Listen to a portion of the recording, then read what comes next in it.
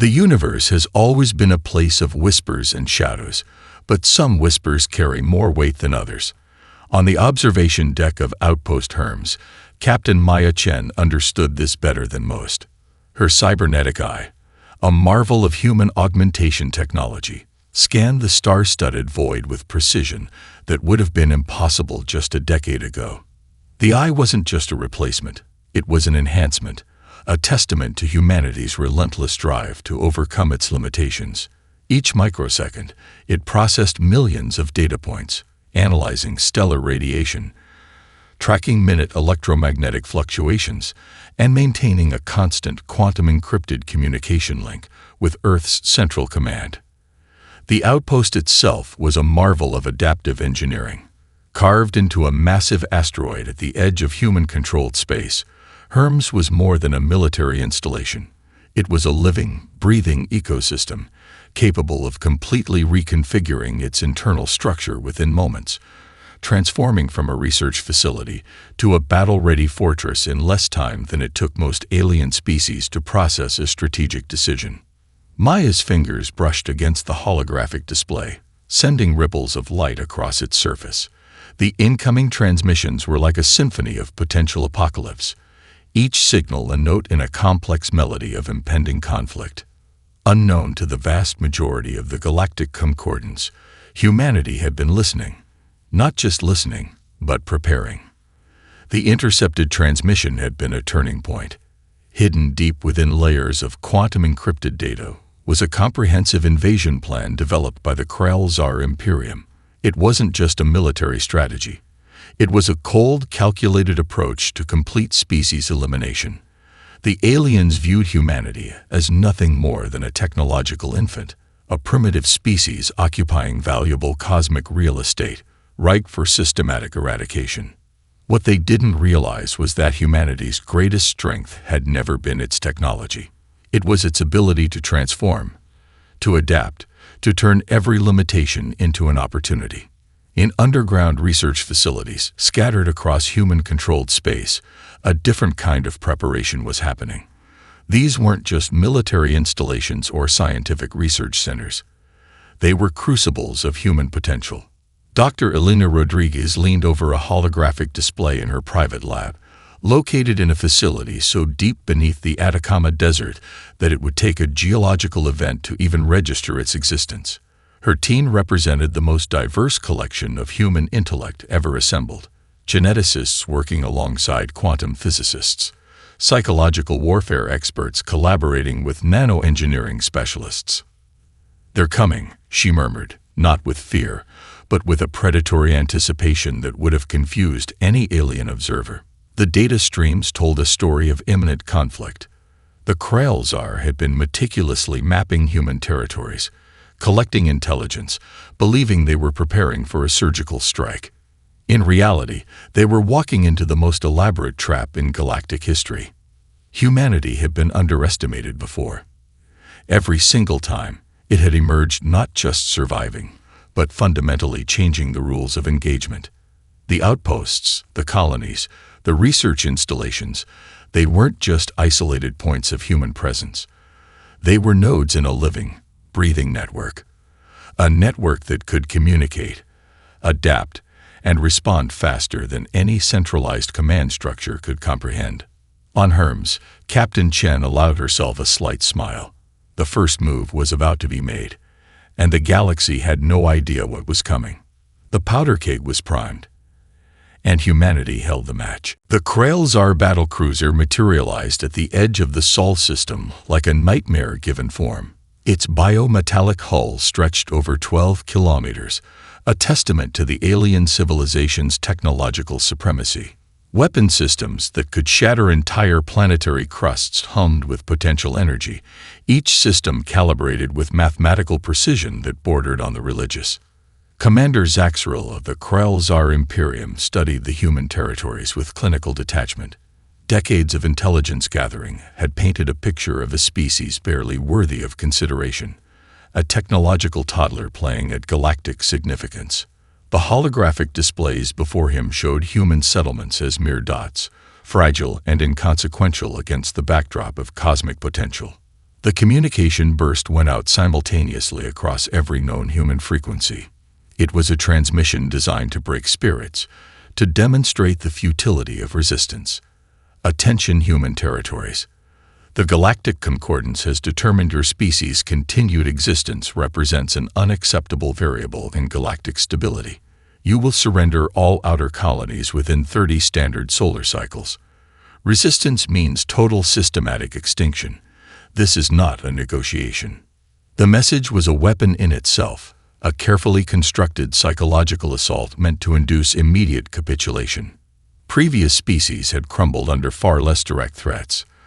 The Krell-Zar communication algorithms predicted a 99.7% probability of immediate human surrender. What happened next was not in any predictive model. Aboard Outpost Hermes, Captain Maya Chen's response was immediate and unexpected. A laugh. Not a nervous giggle, not a hysterical outburst, but a deep, genuine burst of amusement that echoed through the command center. "They actually think this is going to work," she said, her cybernetic eye running multiple simultaneous analyses of the transmission. Communications Officer Diego Ramirez was already routing the message through multiple decryption and analysis protocols. "Psychological warfare," he muttered. "Textbook alien intimidation tactic. Except they're dealing with humans." In research facilities across human-controlled space, the response was similar. Not panic, not fear. Preparation mixed with a strange, predatory excitement. Dr. Elena Rodriguez, watching the transmission in her deep underground facility, began to smile. The trap was being set, and the Krell-Zar didn't even realize they were the prey. Across human territories, a coordinated response began to take shape. Not a military mobilization, something far more insidious. Every settlement, every ship, every single human began to prepare in ways the Krell-Zar could never comprehend. On Mars, terraforming colonies started reconfiguring their massive atmospheric processors into potential defensive systems. Mining platforms in the asteroid belt began converting their extraction equipment into makeshift weapon platforms. Research stations started pushing technological boundaries with an almost playful intensity. The Krell-Zar had made a fundamental miscalculation. They viewed humanity as a single, unified target. In reality, humans were a distributed network, each node capable of independent, creative response. Commander Zaxrel's communication systems began picking up human responses, but they weren't what any predictive model would have suggested. Music streams, art transmissions, complex mathematical equations, cultural exchanges. Each transmission was a middle finger to the idea of submission. The most alarming response came from Earth itself, a simple, encrypted message that passed through every Krell-Zar communication filter. Received. Processing. 2 words that somehow managed to be both a complete acceptance of the ultimatum and a total rejection of its premise. The Krell-Zar had come expecting to find a species to eliminate. Instead, they had awakened something far more dangerous. Humanity was not just preparing for war. It was reimagining the very concept of conflict. The global research complex known as the Phoenix Initiative wasn't a single location. It was a living, breathing network of the most brilliant minds humanity had ever assembled. A distributed intelligence that made traditional research institutions look like children playing with building blocks. Dr. Elena Rodriguez stood at the heart of this network, her workspace a chaotic symphony of holographic displays, quantum computing nodes, and prototype technologies that defied conventional understanding. Around her, researchers from every conceivable discipline worked with a singular purpose: transformation. "Limitation is just an opportunity in disguise," she muttered, her fingers dancing across a holographic interface that would have looked like pure magic to any outside observer. The Prometheus Protocol was more than a military strategy. It was a complete reimagining of human potential. In a converted research facility beneath the Atacama Desert, a team of genetic engineers worked alongside quantum physicists and artificial intelligence specialists. Their current project blurred the lines between biology, technology, and pure imagination. adaptive nano-augmentation systems that could reconfigure human physiology in real time, neural interfaces that turned human creativity into a weapon more potent than any conventional armament. Dr. Hiroshi Nakamura, leading the biomechanical adaptation team, explained their approach to a group of junior researchers. The Kralls see technology as a tool. We see it as an extension of human potential. Every limitation is just a challenge waiting to be overcome. Across the globe, formerly competing research facilities now worked with a synchronization that would have been impossible mere months ago. Corporate rivalries dissolved. National boundaries became meaningless. Humanity was preparing not just for a war, but for a fundamental reimagining of its place in the universe. In orbital research stations, engineers developed spacecraft that were living systems rather than mere machines. Hulls that could self-repair, reconfigure, and adapt faster than any alien targeting system could track. Quantum communication networks that didn't just transmit information, they predicted and shaped potential communication paths. The military had transformed as well. Gone were the rigid command structures of previous centuries. Now, each unit was a flexible, adaptive organism. Soldiers weren't just trained, they were augmented. Neural interfaces allowed for instantaneous tactical communication. Adaptive camouflage systems that could change not just visual appearance, but electromagnetic and thermal signatures. On Mars, the terraforming colonies became something far more dangerous. Each atmospheric processor, each mining facility, each research station was being reimagined as a potential defensive system. The entire planet was becoming a weapon, a living, breathing defensive organism that could respond to threats in ways no conventional military could comprehend. We're not just preparing to fight, Captain Maya Chen explained during a global strategy session. We're preparing to fundamentally change the rules of engagement. The Kralls had collected decades of intelligence on humanity. Every single piece of that intelligence was now worse than useless. It was a complete misdirection. In quantum computing centers, AI systems were being developed that didn't just process information. They imagined possibilities. Each potential alien strategy was run through millions of simulation scenarios, with humans adding the one element no AI could fully replicate: creative unpredictability. Dr. Rodriguez looked up from her work, a slight smile crossing her face. The pieces were falling into place. Humanity wasn't just preparing for a war. They were preparing to show the galaxy something it had never seen before.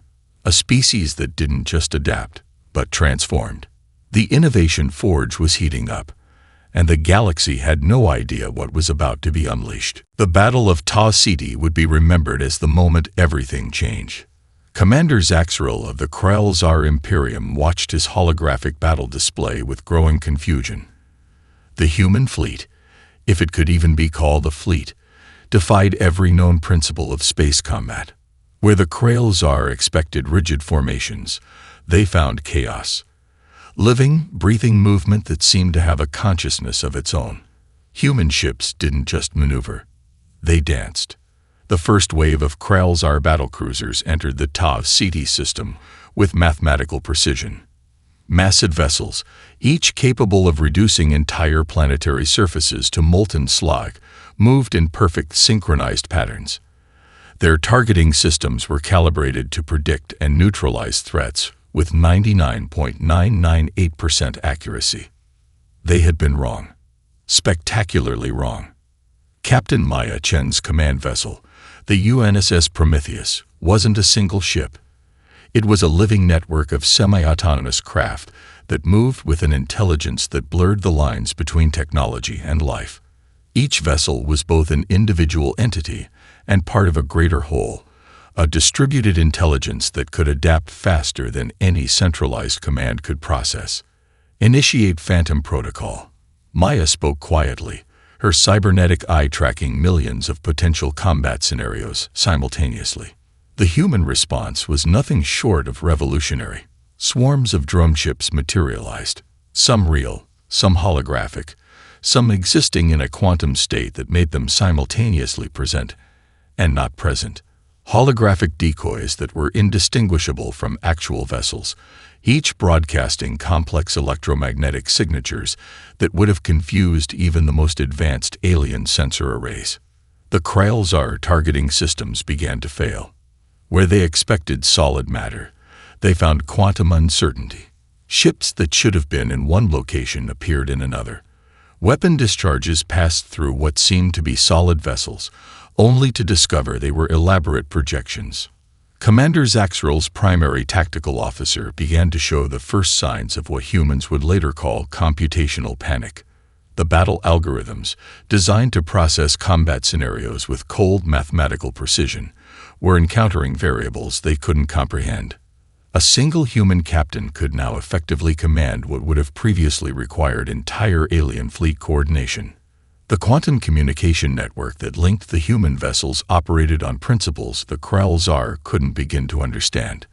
Information flowed not in linear patterns, but in complex, adaptive waves. Each ship was both a weapon and a sensor, each crew member both a combatant and a distributed intelligence node. In the first hour of combat, the Kralzar lost over 60% of their initial strike force. Not to superior firepower, not to technological advantage, but to an approach to warfare that their rigid military doctrine couldn't even begin to comprehend. Maya Chen watched the battle unfold with a calm that would have terrified the alien commanders. This wasn't just combat. This was a performance, a demonstration of human potential that would reshape galactic understanding of warfare.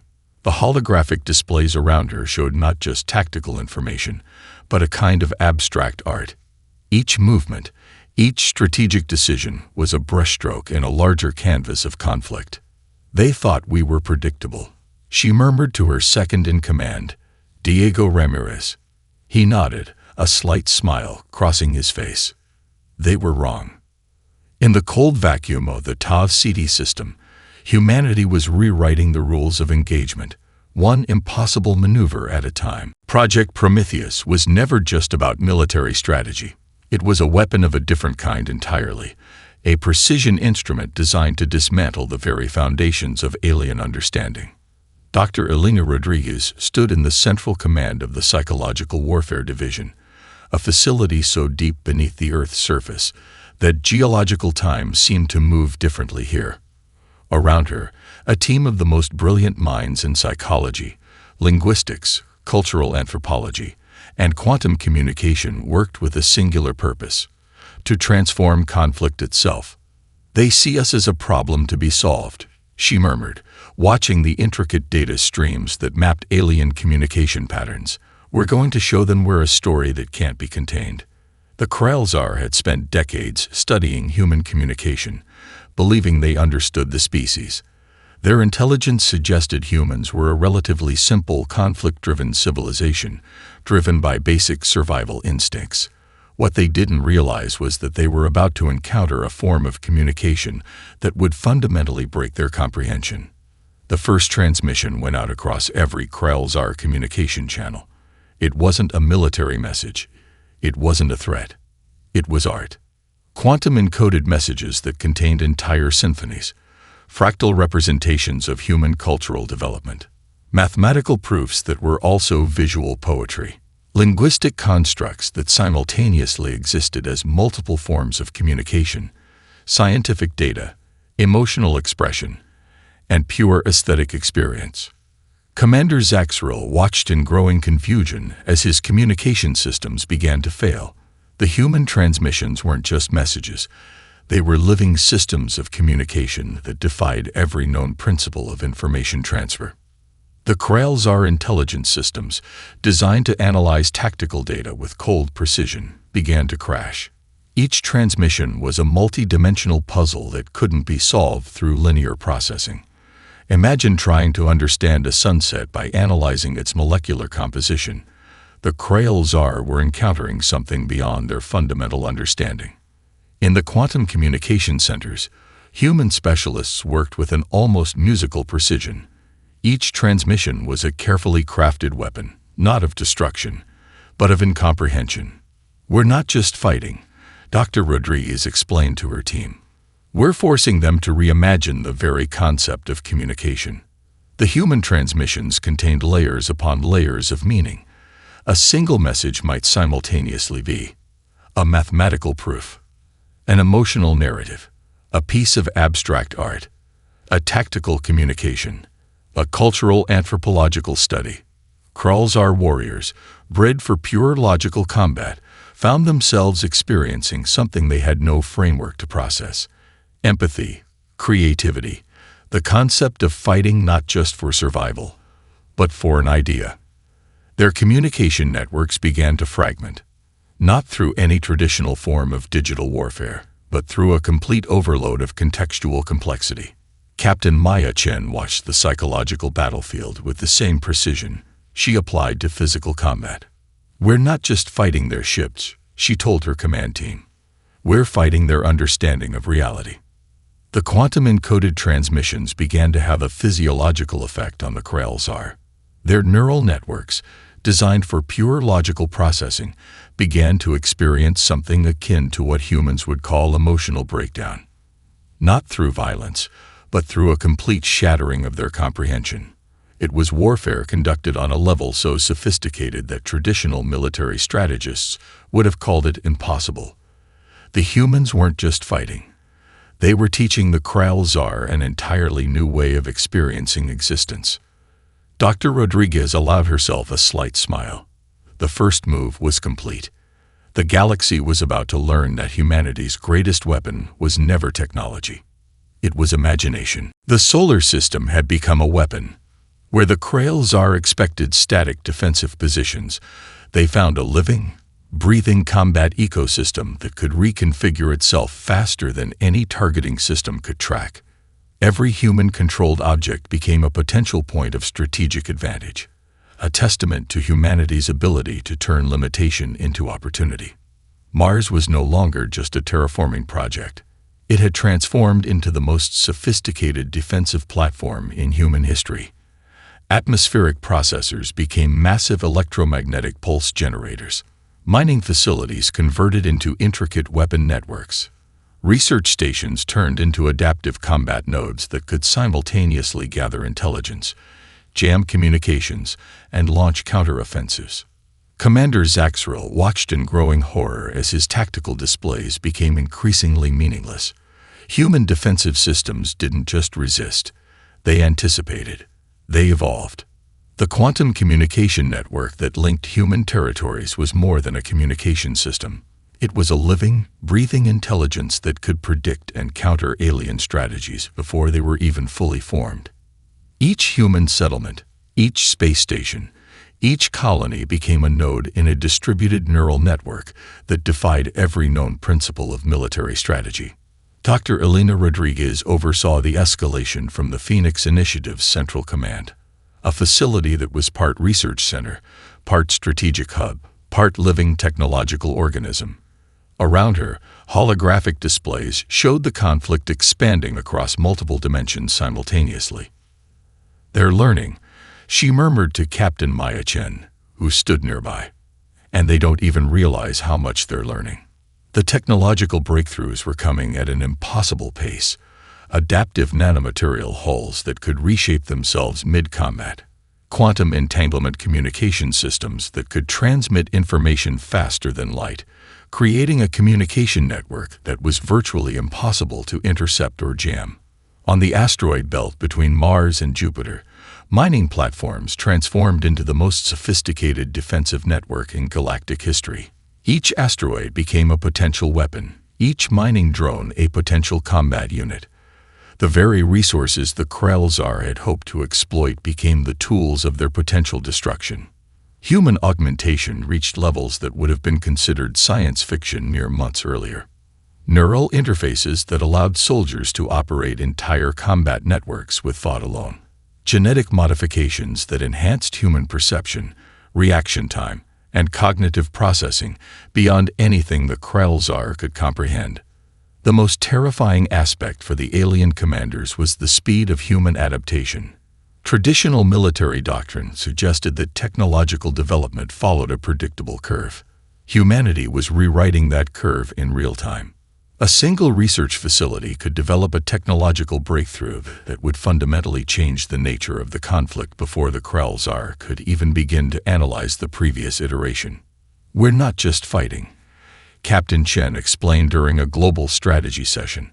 "We're demonstrating the true potential of adaptive intelligence."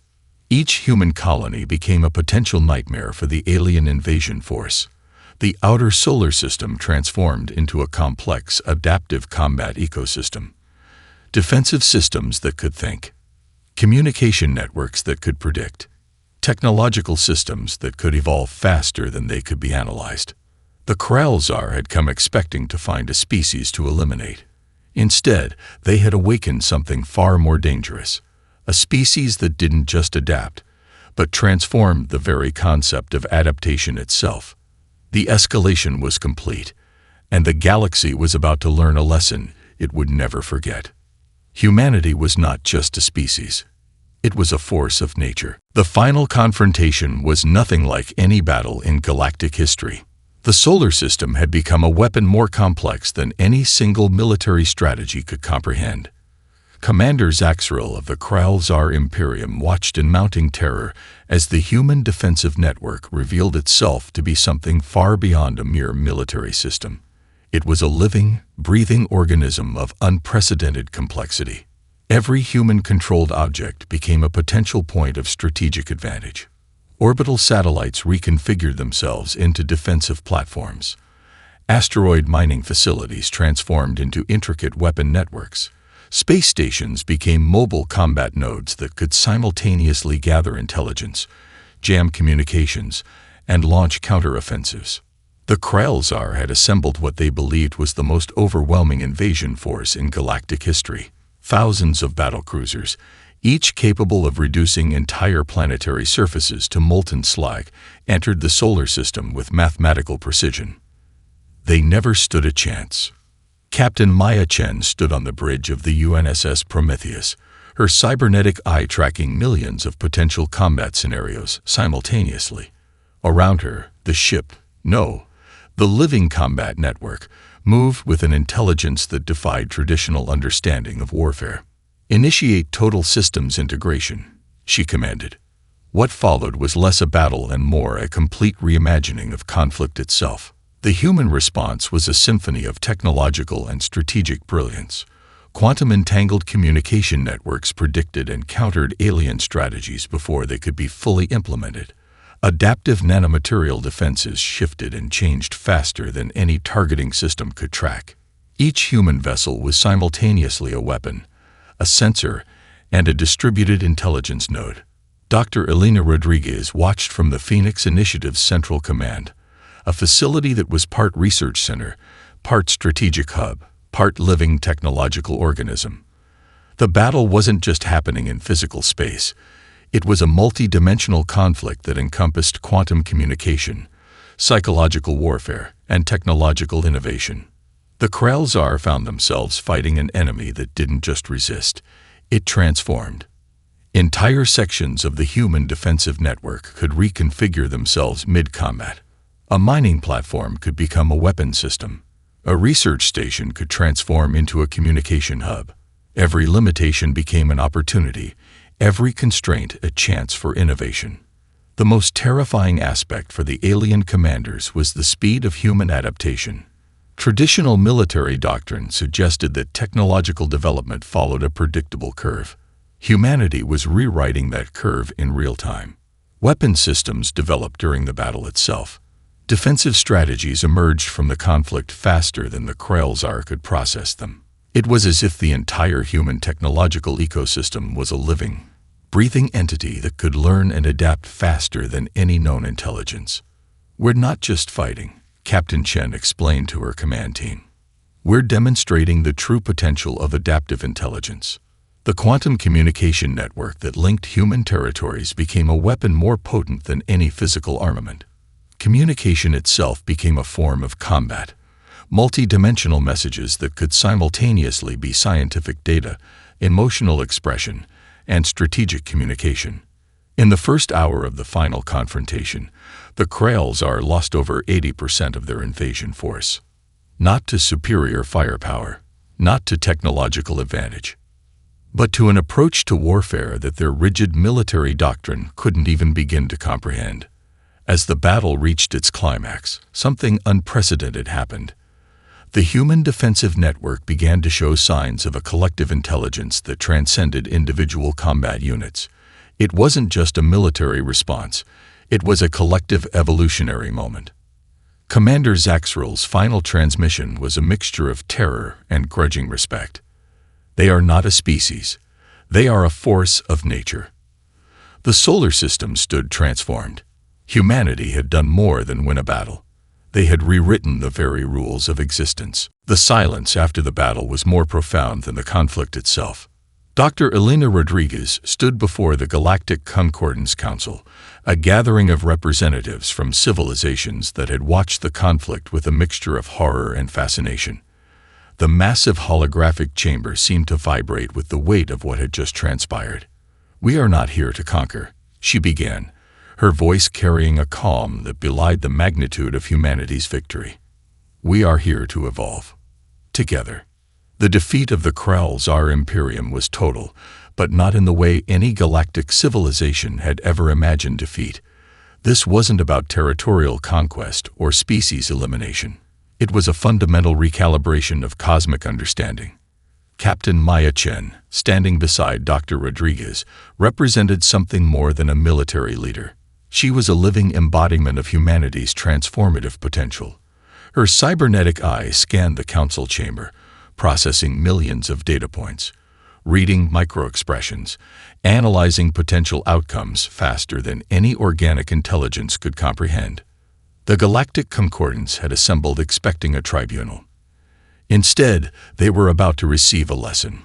Commander Zaxril, the highest-ranking surviving Krell's-Ar officer, sat in a modified containment field.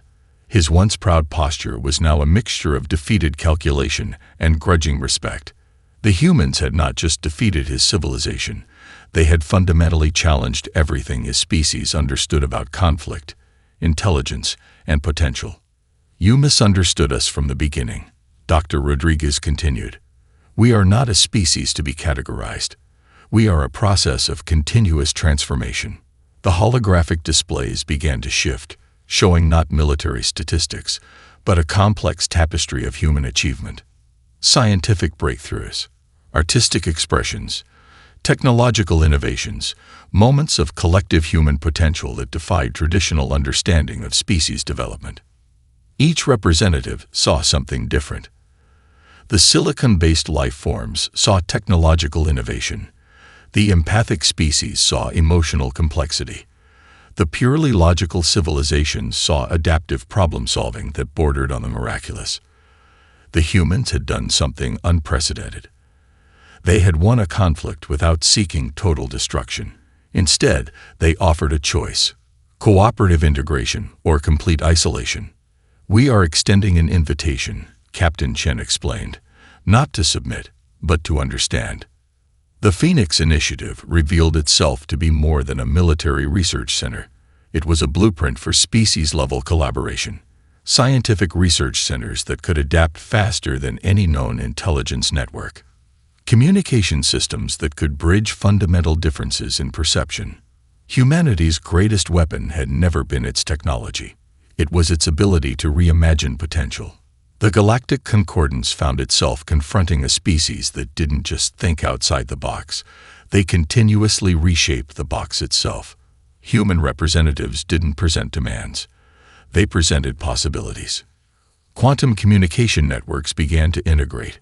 Shared research initiatives emerged. The humans weren't interested in conquest. They were interested in collective evolution. Dr. Rodriguez's final statement would be remembered for generations. "We are not here to replace your civilizations. We are here to show you that limitation is just an opportunity waiting to be transformed." As the council session concluded, something unprecedented happened.